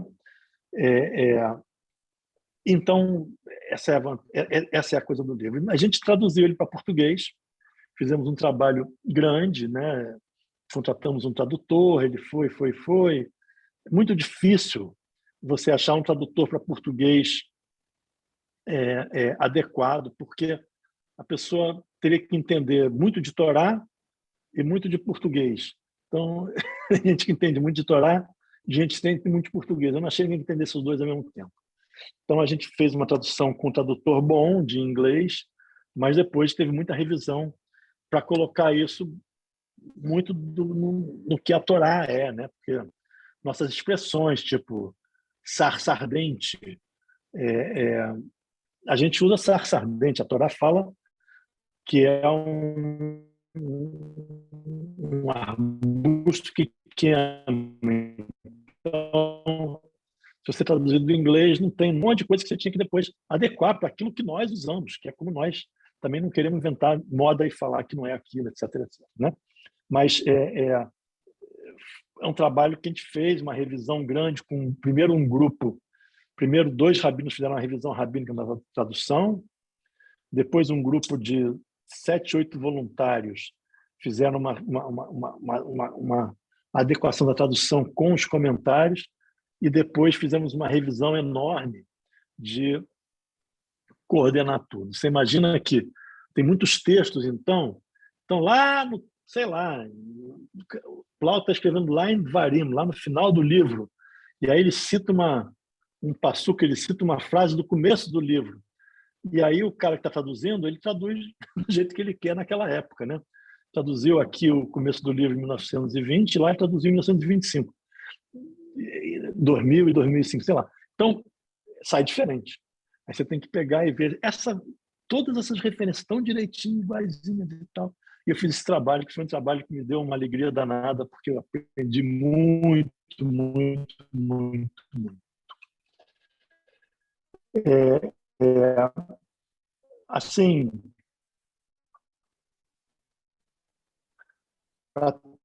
para chegar a caminhar final aqui. O Plaut é muito mais Parashiot. Então, esse é um livro. Ele tem tradução em português das Parashiot. Tradução em português que a gente se esforçou muito para ela ser legível, muito para ela ser facilmente compreendida em linguagem moderna, né? Por exemplo, o nosso amigo Lei de Moisés, ele fala assim, agora tem que me lembrar, é assim, quando você tem que sempre dar o primeiro fruto do teu rebanho ou da tua fruta para o templo. Isso aqui é a lei dos bicurim, uma das leis da Torá e tal. Primeira fruta, primeiro filhote do teu rebanho, você dá para o templo, de cada animal. Porém, o jumento era um animal muito caro naquela época, né? A ovelha custava 10, a ovelha era um fusquinho, o jumento era uma Maserati. O jumento era um negócio caríssimo, né? Então, a Torá fala, não o cara que tiver e o jumento não dá tanto filho como dá a ovelha. Então, a Torá fala, mas o filhote do jumento, você não vai dar um jumentinho, você não vai dar ele para o templo, você vai dar no lugar dele, vai dar uma ovelha. Ok? Para deixar o negócio mais baratinho para todo mundo. Então, aqui a nossa lei de Moisés fala assim, todo aquele que abrir a madre da jumenta, todo aquele que abrir a madre, aquele é o primeiro filho do jumento. Agora, qual de nós fala que o primeiro filho é aquele que abriu a madre? Quem entende isso? Ninguém, né? Então, evidentemente, você bota o primogênito do jumento e tal. Então, você tem uma linguagem muito mais... Se você pegar as duas linguagens e botar uma ao lado da outra, a nossa linguagem é uma linguagem muito mais corrente. Agora, ela não é isenta de defeitos, né? Evidentemente que vai ter muito defeito, porque todo livro tem defeito. Então, a tradução em português é o segundo. Depois tem essas notas de traduções que eu falei, que é o terceiro, que são notas interessantíssimas, que falam das várias versões, das várias ideias, explica essa imagem. Isso aqui é uma linguagem, é uma figura idiomática que quer dizer isso, quer dizer aquilo, não sei o quê. E depois tem esses textos, né? Os ensaios sobre os temas. Então, tem todos os temas, divórcio, casamento, sacrifícios, pena de morte, virgindade, aborto, um monte de coisa, nome de Deus, montanhas de ensaios. Muitos textos sobre temas da Torá, sobre temas judaicos, né? Então, esse é o quarto. Depois ele tem, em cada paraxá, um conjunto de drops, né? Drops de tomar. Pequenos textinhos que a gente chamou de coletâneas. Em inglês é gleanings, que também quer dizer mais ou menos isso. É uma coisa que foi coletada. Pequenos textinhos de tudo quanto é gente muito antiga, Seada Gaon até Rosenzweig, gente muito moderna. Okay? Então, sobre aqueles temas da Paraxá,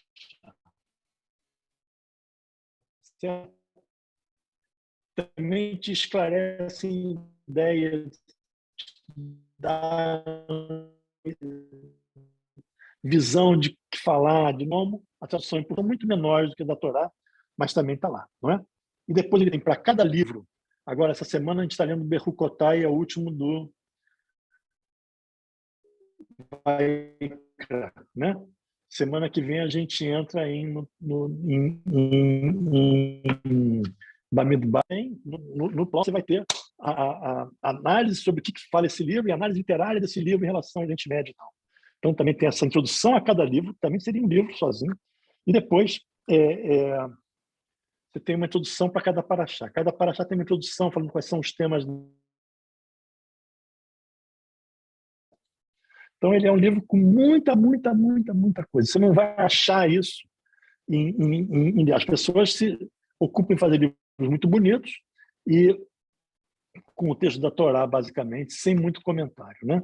Sem muito comentário. E o Plauto é muito rico no comentário. A gente ainda tem mais uma coisa que ainda não está pronta, que eu estou fazendo, apanhando muito para fazer, para achar a ferramenta correta de informática, que é o índice remissivo, que eu falo assim, casamento. Aí ele me diz na Torá, onde fala sobre casamento em todos os lugares. Já tenho isso pronto, porque isso está no Plauto, eu traduzi tudo isso, mas agora eu quero botar isso na internet. Eu não quero botar isso que você tem que procurar em papel.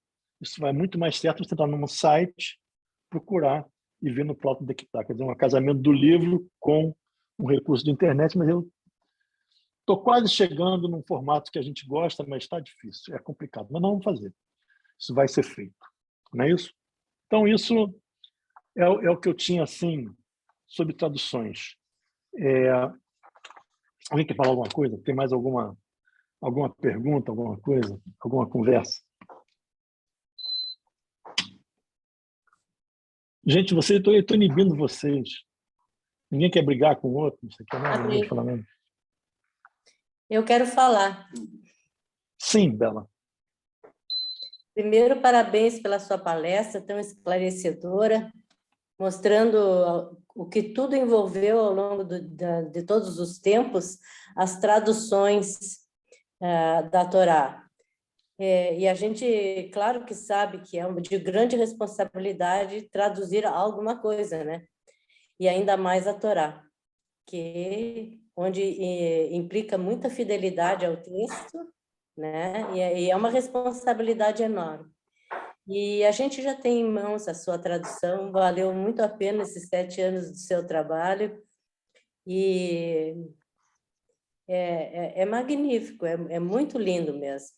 Gostei muito. Parabéns pelo seu trabalho. Obrigado. A tradução é algo muito complicado, né? Porque você, quando traduz, você tem que reproduzir a cabeça do autor. Sim. Quando o autor está aí, eu já falei com alguns tradutores, você ainda pode consultar ele, mas quando o autor não está aí, não é que você faz, né?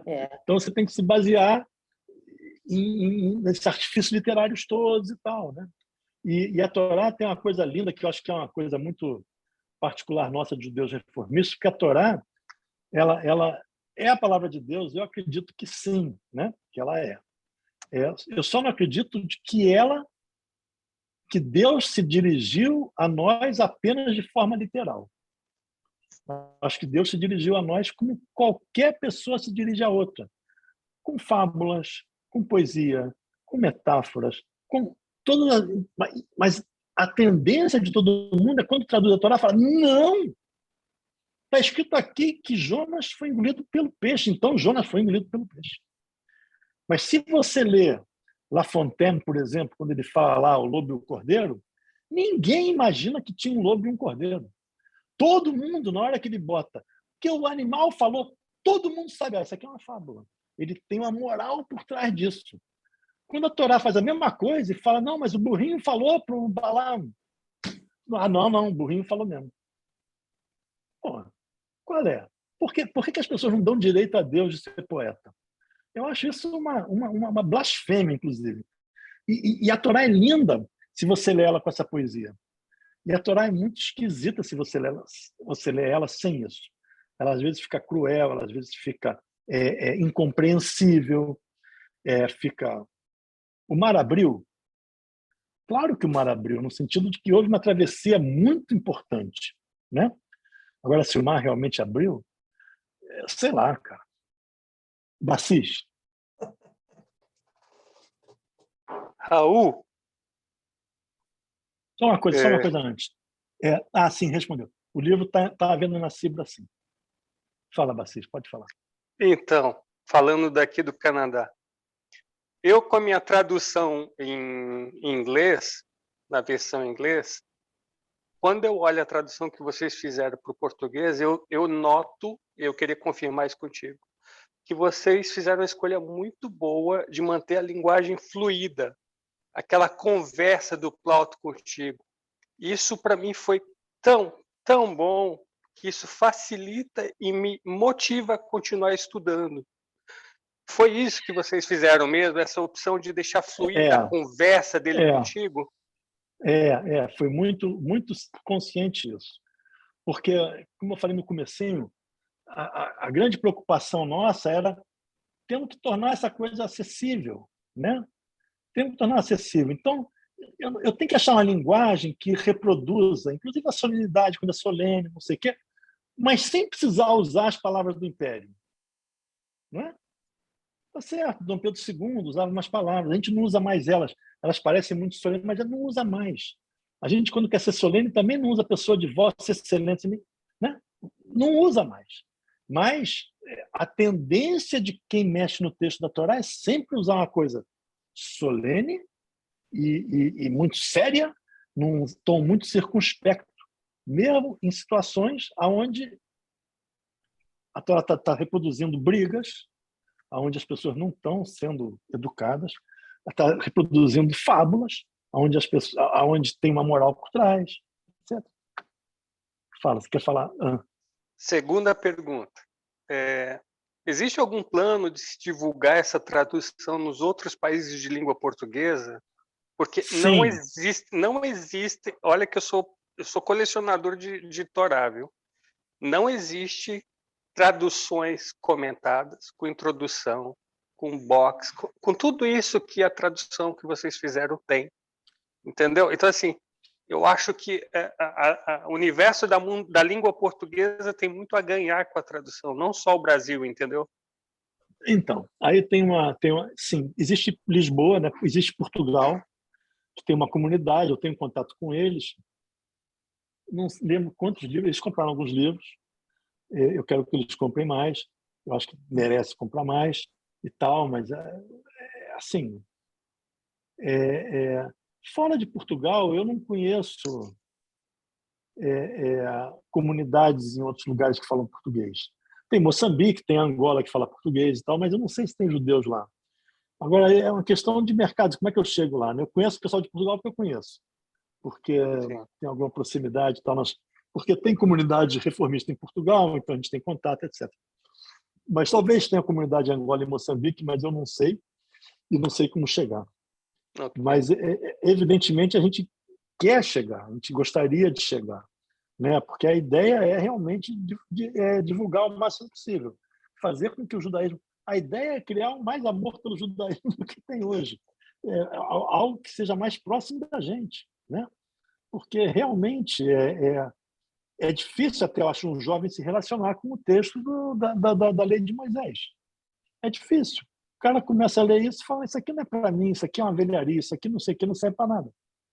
E, ao mesmo tempo, também, a alternativa a isso é o que se fala nas escolas primárias aqui no Rio, e tem certeza que em Porto Alegre também, que é um tsenereme, que é muito pouco profundo. Eu fico muito danado eu tenho 7 netos, né? Fico muito danado, chego para o meu neto, que vai fazer marmita daqui a 2 anos, e falo, e aí, o que você... não sei o que. Ele fala, não, porque então Moisés levantou o braço. Davi, o que quer dizer isso? Vamos ler isso aqui. E aí sai muito mais do que sai na sala de aula. A sala de aula é dado o milagre, é contado o milagre. Não é isso que está falando aqui. Na hora que Moisés levanta o braço e fala, vamos ler o texto. Está vendo aqui como ele fala? Avança para cima do mar. O que quer dizer isso, Davi? Isso quer dizer que quando você tem um problema, enfrenta ele. Vai para ele. Não fique paralisado esperando que alguém vai te ajudar. Né? E é isso que está lá. Mas não é isso que a gente ensina.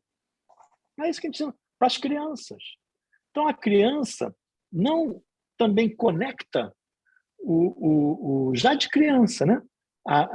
E olha, tem neto em Israel também, e é igualzinho, tá? A história também é contada de uma maneira que eu vou te contar. Não conecta a riqueza que tem do pensamento, da delicadeza desse pensamento com esse texto. Não conecta, porque o que é dado para as pessoas é uma coisa infantil, na maioria das vezes. É dado infantil para as crianças, não precisava ser, e é dado infantil para os adultos, que aí é um crime dar, mas é o que se dá, né? Então a ideia é ter, quem sabe alguém resolve fazer um outro, porque acha que esse aqui não está tão bom, não sei o quê, mas a ideia, eu botei isso na introdução, né? Espero que isso aqui seja um primeiro de outros livros em português e tal, porque eu acho que é importante para burro. Eu sou um ativista do judaísmo latino-americano, do judaísmo da América Latina toda, porque nós somos uma coisa só, né? Nós somos um povo só. Nós somos 500 mil judeus na América Latina, muito pequenininhos dentro do povo judeu, que já não é muito grande. Então, a gente tem que se promover nós temos que nos promover. Última coisa, é só dizer muito obrigado pelo trabalho, viu? Valeu. Jos. Raul? Oi. Eu gostaria só de fazer um rápido comentário. Foi a primeira vez na minha vida que eu consegui ver alguma coisa viva, não é? Numa leitura dos livros que a gente lê de uma maneira muito... A gente tinha acesso de uma maneira muito, parece, estática. Essa tradução, eu ainda não botei a mão nesse livro aqui em Campinas, eu estou falando de Campinas, que eu saiba, não tem aqui na sinagoga, mas dá a impressão de dinâmica e um estímulo a você não seguir ao pé da letra, mas você interpretar, ver interpretações. E, por último, só mais uma curiosidade. Sempre que se lê na sinagoga, eu vejo que tem uma música. No Rumash que você traduziu do Plaut, Não, existe uma música, existe uma não leitura de música? Não, Mas antes de mais nada, parabéns. Obrigado.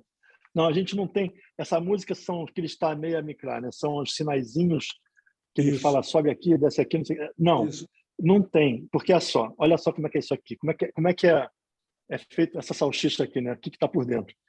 Esse texto em hebraico que está aqui em cada metade de página aqui, esse texto em hebraico, isso aqui é uma fotografia.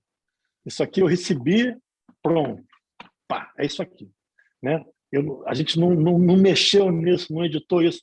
Você faz todo o português, aquilo ali como se fosse uma foto que você bota em cada página. É uma imagem, né? Então, esse é o texto da Torá. Nenhum Rumash traz os Tamei Amikra. Nenhum Rumash traz. Eu tenho um monte aqui, né? Quando eu fiz esse negócio, eu tenho 16 traduções diferentes da Torá em várias línguas e tal. A maioria em inglês. Nenhum deles traz isso. Isso aí, o livro com os Tamei Amikra, com a cantilena, chama-se Tikkun. É um livro que tem o texto da Torá, porque a Torá é escrita numa caligrafia muito mais não exatamente igual a que a gente usa no dia a dia, a letra da Torá, né? É outra fonte, é uma fonte mais difícil. Então, o cara que está lendo lá, ele sempre tem, se o cara não é muito experiente, e a maioria, não é que não é muito experiente, é difícil mesmo, a maioria tem. Ele bota a Torá aqui, está acompanhando aqui, do lado ele bota o Tikkun. Tikkun quer dizer correção. Corrida, né? Bota aqui o Tikkun do lado. E o Tikkun está escrito numa letra hebraica maior, grande, boa, uma tipologia boa. Às vezes tem Torá com uma letrinha pequenininha. E com o sinal de cantilena para ele poder dar uma olhada assim no rabo. Se você olhar o cara lendo Torá, volta e meia ele dá uma olhadinha aqui do lado, assim, um rabinho de olho aqui, para ver se ele está certinho, não sei o quê. Né? Porque a Torá também não tem a Unicud. Também não tem pontinho. Aqui tem pontinho. No texto da Torá tem pontinho aqui. No Plaut tem pontinho. No texto do pergaminho não tem nem pontinho. Né? Então, não tem nem Unicud. Então, é difícil para burro. Ler Torá corretamente, liturgicamente, é muito difícil. É uma arte, é muito difícil. O cara tem que decorar. Porque nem assim, um exemplo muito... Purim agora desse ano, eu estava em Israel e fui para a sinagoga com meu neto. E meu neto tem 9 anos. Ele sabe ler hebraico fluente, não sei o quê. Então, me convidaram para ler a Megillah um pedaço. Falei, não, vai você. Rafael, vai você, que você leu, eu vou me enrolar todo aqui, vai dar um mau vexame. Aí ele foi lá, e ele leu, mas volta e meia ele erra, porque não tem pontinho, e a vogal é outra, do hebraico coloquial. Então, assim, bait, beit, eu não vou lembrar agora a coisa assim, mas se você escutar, você vai ver que várias vezes tem coisas que não são exatamente o hebraico, então é difícil mesmo. Então, o cara que lê a Torá na sinagoga e canta bem, e a Ari tem um cantor de Torá maravilhoso, que é o André Nudelman, ele é maravilhoso, eu vi pouca gente que lê como ele, você vai sempre ter do lado um livro que tem isso que você falou. Tem a cantilena e tem os pontinhos embaixo, mas é só isso, só o texto. E muita gente, muito razão também, chega e faz o xerox dessa página e bota só o xerox lá para ele não levar o livrão para cima da Bimar, que fica feio. e bota o xeroxzinho do lado e lê no xeroxzinho do lado. Mas ele lê na Torá. Aí vou dar uma olhadinha aqui de vez em quando, porque ler Torá é punk. A criançada que faz bar mitzvah decora aquilo, né? Eu, de vez em quando, leio Torá. De vez em quando eu leio e falo assim, vai ter não sei o quê, sei lá, Yasha da minha mãe, sei lá o quê. Não, eu quero ler. Aí eu peço lá para mim, me dá uma liá e eu quero ler. E aí eu fico aqui 2, 3 dias antes, eu decoro, eu leio hebraico razoavelmente, decoro lá, não sei o que, chega na hora, sai. Mas é decorado, porque é difícil. É difícil. Quem lê Torá muito bem é o Daniel. O Daniel vai se ler Torá muito bem. Né? Ele lê na Síbia, não? O Daniel é o nosso Baal Corê. Baal Corê, isso mesmo. Corê. Ele lê muito bem. Mas eu acho que ele tem que se preparar antes também. Não sei se ele consegue chegar lá, você abre e vai ler aí. Isso É ele complicado. não fala. É complicado. Isso a gente não sabe. Tem que dar uma revisada. Ele não pode. Tem que dar uma revisada. É difícil, é difícil. Mas é assim.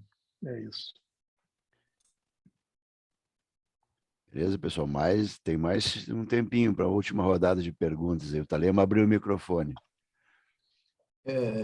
Muito obrigado, Raul, pela bela aula que tu nos deste. Essa história aí, a gente não conhecia direito assim como tu desenvolveu, né? E foi muito boa essa tua explanação.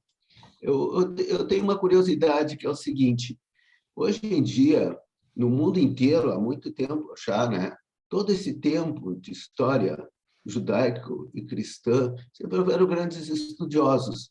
E hoje em dia, nas universidades particulares e federais, e eu estou falando especificamente do Rio de Janeiro, tem doutores, mestres em judaísmo antigo, em cristianismo primitivo, e são pessoas que têm canais no YouTube e fazem uma divulgação muito de alto nível, porque são especialistas no tema, né?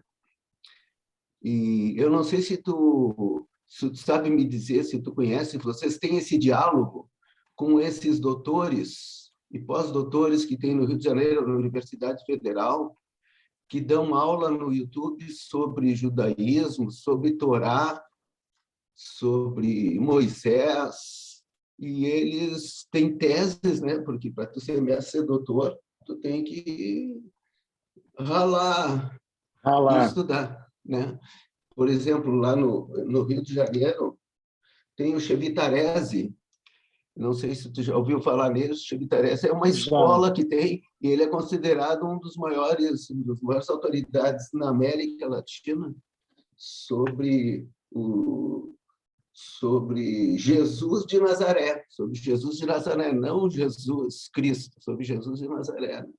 E assim, ele já formou muita gente que é muito bom, gente muito boa que fala sobre esses temas.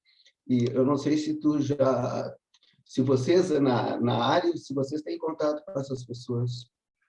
Não, eu não tenho. Acho que na área não tem. Eu não tenho.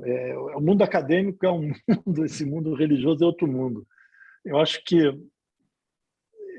talvez até o objetivo é um pouco diferente, porque o nosso objetivo é tirar coisa para a vida da Torá e não estudar exatamente. Quer dizer, o nosso objetivo eu vou ser muito grosso aqui, mas não posso falar isso. Mas nosso objetivo não é ter assim muito a coisa do detalhe de como é que foi construído e tal, e sim como se usa, né? Como usar. Então, a gente tem essa visão mais religiosa. E ali, acho que é uma visão mais acadêmica. Mas eu realmente não conheço. Né? Como eu falei, eu sou um engenheiro. Até 2014, eu tinha uma empresa. Tinha até uma filial em Porto Alegre também. Tinha uma empresa de tecnologia. E em 2014, eu vendi minha empresa. E aí eu comecei a trabalhar mais. Já trabalhava muito. Já tinha começado a fazer o livro. Trabalhava muito na comunidade. Já sempre trabalhei muito. E passei a trabalhar mais ainda mas nunca fui acadêmico, não tenho nenhuma formação. Eu faço cursos. Eu estou indo agora de novo para Israel, daqui a 3 semanas, fazer um curso. Eu faço cursos e tal, mas de judaísmo, etc. Mas nada que me dê diploma, nem que tem que ser acadêmico. Eu gosto de aprender e tal, eu não tenho nenhuma necessidade de nada escrito. Então, eu não tenho esse viés acadêmico, eu não tenho mesmo. Mas tem uma relação de muito amor. Eu acho que a Torá tem uma... eu acho que é a literatura maravilhosa, né? A forma como como a Torá consegue descrever uma história com pouquíssimas palavras. Se você... A história da mulher de Ló que olhou para trás e virou uma estátua de sal. Quantas palavras tem essa história? Acho que são 5. 5, 6. É uma frase, né? E você pega essa frase e fala, caramba, o que tem aqui? O que significa isso? É muito interessante. É muito interessante. A história de Caim e Abel é belíssima, né? Bem escrita, sutil, abre a porta, como literatura, abre a porta a milhares de coisas. Tem uma pessoa que eu não citei, porque até tinha anotado, mas não citei, que é Robert Alter, que é um professor de Princeton, na Califórnia, que é um especialista em linguagem, em hebraico antigo também, que ele sozinho traduziu o Tanar inteiro. Ele sozinho traduziu o Tanar inteiro, tentando reproduzir a sonoridade e o ritmo literário do Tanar em inglês. É um trabalho maravilhoso, né? Em português a gente não tem isso. A gente nem tentou fazer isso, né? Porque a Torá também tem isso, tem sonoridades, tem palavras que são usadas próximas porque tem um som próximo e não necessariamente mesmo significado. E se você consegue chegar nisso, e você vai entender o que o cara queria naquela hora, qual era a intenção dele, tá? É muito interessante. É muito, muito interessante. O estudo de Torá como literatura, né? A nossa tradição fala que tem 4 formas de ler a Torá, naquele pardes, né? Pshat, Remes, Drash e Sod, né? Quer dizer, a leitura simples, a leitura com cada coisa é um Remes, é uma referência a alguma outra coisa, Drash, que é Midrash, né? Introdução de outras coisas lá dentro, e Sod, que é a leitura mística. E eu acho que tem mais uma que é a literária, que é mais moderna, que é literária, a leitura como literatura mesmo, como apreciar a literatura. É super interessante. As passagens, os diálogos, as passagens, muito interessantes. Fala, Carlos. Pessoal, Chega. A pior parte é a minha, que é de concluir. Mas, Raul, primeiro queria te agradecer pela participação, te agradecer por todo esse trabalho, em nome da Cibra, por todo esse trabalho que está fazendo em língua portuguesa, que eu tenho certeza que, se não fosse tu, ninguém teria feito. E a gente pelo menos eu particularmente, um grande fã teu, já te conheço já há bastante tempo, e já fico muito, muito honrado e feliz de ter participado e aprendido tudo que tu nos ensinou agora. E coloca a voto, que continue assim, que a gente vê aí alguma coisa que a gente possa ajudar. A gente também é trabalhador do judaísmo. Não, exato, são parceiros A totais. gente considera a gente parceiro, está cheio de gente querendo Mas não tem nem dúvida. Nós estamos trabalhar. fazendo uma coisa. Tá bom. Eu queria também fazer só uma observação. De vez em quando eu sou escalado para fazer a coordenação do estudo da Torá.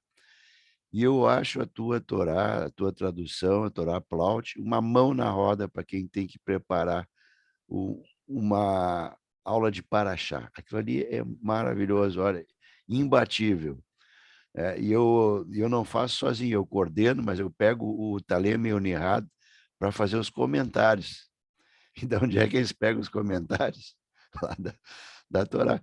E o Nihad, o Talema lá em Capão da Canoa, às vezes, eu também, e às vezes o Nihad lá em Montreal, E já a tua Torá já está em Montreal. Já em fevereiro a gente trabalhou nela. E aí o Nihat primeiro conseguiu uma tradução, uma Torá Plaut em inglês, depois conseguiu em português, e a gente já está preparado já para as próximas Parashot. Sabe que, só um detalhe, dizem as más línguas que o Plaut fez esse trabalho para ajudar os rabinos a fazer prédica. Eu acredito. Para dirigir. Isso aqui foi assim, eu conversando com um cara que não é reformista, um cara que é massorti, sobre o Plaut, não sei o quê, e um estava explicando para o outro que o outro não sabia. Era um cara que era um latino-americano e um israelense, o israelense não conhecia. E aí ele fala assim, não, porque ele fez isso com os temas e tal, então ele ajuda os rabinos a não falar besteira, ficar naquele negócio, não sei o quê, a fazer a prédica. Mas eu acho que tem muito disso, né? E eu acho que nesses ensaios dele, ele tem muita coisa que são prédicas que ele fez. Muita coisa. Ele foi um rabino, ele foi uma pessoa formidável, uma pessoa formidável. Uma das Dvarim aí, uma das últimas, eu botei uma biografia dele. Ele foi muito longevo, né? Ele viveu até 100 e poucos anos, trabalhou até 100 e poucos anos, e com uma cultura ampla, uma coisa impressionante. A ideia o que ele consegue enxergar na cultura geral e falar, a Torá pegou isso daqui, e mudou isso. Isso é uma coisa que eu não falei, quer dizer, ele faz muito isso. Muita gente fala, o Código de Hammurabi é muito parecido com a Torá. E tem muita lei parecida, mas ele fala assim, não, o Código de Hammurabi fala isso, mas a Torá fala exatamente isso, menos aquilo e mais aquilo outro. Então, e ele mostra a mudança que o judaísmo fez nos códigos da época, que é o diferencial nosso. Não dá para sair uma coisa de nada, é uma evolução, mas com esse diferencial. Ele é muito bom nisso, ele é muito bom nisso. Sim, eu vejo mesmo, eu acredito que o judaísmo é permeável, e ele pega um filtro nisso. E reordena muita coisa também, gostei muito. Bom, pessoal, então vamos para os avisos e para o encerramento. Bom, primeiro aviso, estou gravando um vídeo, né? E todos os nossos vídeos vão para o nosso canal no YouTube, que se chama Judaísmo para Todos. E também vou mandar lá para o Mateus, filho do Talema, para colocar o vídeo no canal da Cibra também.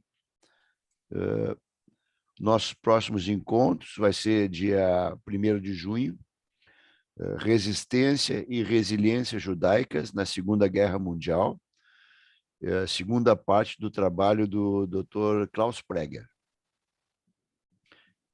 Depois, dia 8 de junho, História do Pensamento Reformista, comigo mesmo, engenheiro Carlos Vengrover, mais um engenheiro. Sabia que a gente tem vários engenheiros aqui que dão palestra, e a gente sabe que claro. palestra... A última palestra antes de ti foi um engenheiro também. E eu gostei certo. muito quando tu iniciou e tu diz assim, se alguém faz, eu também faço. Isso é engenheiro de primeira. A gente aprendeu isso na escola. Se alguém fez, também sei fazer. Eu também sei, eu também. Mas isso aí eu adorei. É uma questão de tempo, é uma questão de tempo. Isso aí. Se alguém faz, a gente faz também. É isso aí. Durante a pandemia, fiquei 5 meses sozinho em Israel, porque a minha mulher voltou antes, depois eu não consegui mais voltar. E eu tive que aprender a cozinhar, cara. Nunca cozinhei na vida. E eu não morri, eu estou aqui. Tá aí, aprendi. Viu? É ruim pra caramba, era uma merda a comida, mas eu aprendi. Mas eu vou dizer uma coisa. Às vezes eu cozinho, Raul. Às vezes, as primeiras vezes sai muito ruim. Mas lá pela terceira, quarta vez, não é que sai bom. Não, é que você se acostuma. Não. Assim, olha só, a gente faz uma pesquisa científica, né? As nossas receitas não são simplesmente uma receita, são fórmulas químicas, que a gente pesa na balança as gramas de sal. E era sobre isso que eu ia falar agora, olha só. Dia 15, nós temos uma data em aberto, porque o Dr. Ismael Magelnik ia falar sobre ética judaica e ética médica, e ele sofreu uma cirurgia. pequena, está sob controle, mas ele deixou a data em branco. Eu tenho uma sugestão para fazer. A gente reunir 4 pessoas e cada uma ensinar a fazer um prato típico judaico. Eu já me candidato a ensinar o meu falafel assado. Tá? Todo mundo sabe fazer falafel frito. Eu desenvolvi uma tecnologia para falafel assado. Eu ensino. Quem mais que quer ensinar a fazer algum prato típico? Preciso de 4 pessoas, 15 minutos para cada um, ou mais, quanto quiser. Tá? A Bela, eu acho que vai se candidatar, né, Bela? Bela, não. Não. Ah, então tá, agradeço. Bem, Grover, boa noite para todos. Eu entrei atrasado, vou ter que assistir no vídeo. essa palestra maravilhosa no vídeo. Aliás, eu estava pensando aqui comigo, alguém que tem o nome de Raul, que é aquele que ouve o Conselho dos Lobos, tem ainda o sobrenome de Gottlieb, né? Aquele que atende o Conselho dos Lobos, né? E tem o amor de Deus, né? É muito inspirado. Eu achei fantástico esse que eu peguei. Mas o que eu queria dizer, na verdade, Ben Grover, é que, bom, por entusiasmo do Ben Grover, eu adquiri essa versão da Torá e ainda estou patinando muito, porque eu estou muito longe da cultura hebraica, né? Mas para esse encontro do dia 15, eu me ofereço para provar os 4 pratos, não sei se ajudo. Vai ser pelo Zoom. Bom, o Atenante, Raul, também é engenheiro, tá? Só para tu entender como é que é a coisa aqui. Bom, pessoal, e o último aviso, então, que os nossos próximos encontros iniciarão pontualmente às 20 horas, e não vai ter mais os 5 minutos. E a Esther já está fazendo ok, e o Nihal também, então, agradeço também para o Raul por ter dado a empurradinha, né, para a gente poder se realinhar novamente. Eu desejo que o nosso estudo de hoje tenha feito a diferença realmente na vida de cada um de nós, como diz o Raul. E agradeço ao nosso Deus, Deus dos nossos patriarcas e matriarcas, por ter nos preparado para colocar em prática o que foi bom de tudo que aprendemos e Deus ter nos enviado tantas bênçãos através de nossas ações. Amém? Amém. Leitraot, até Obrigado, gente. quarta-feira. Obrigado. Maravilha.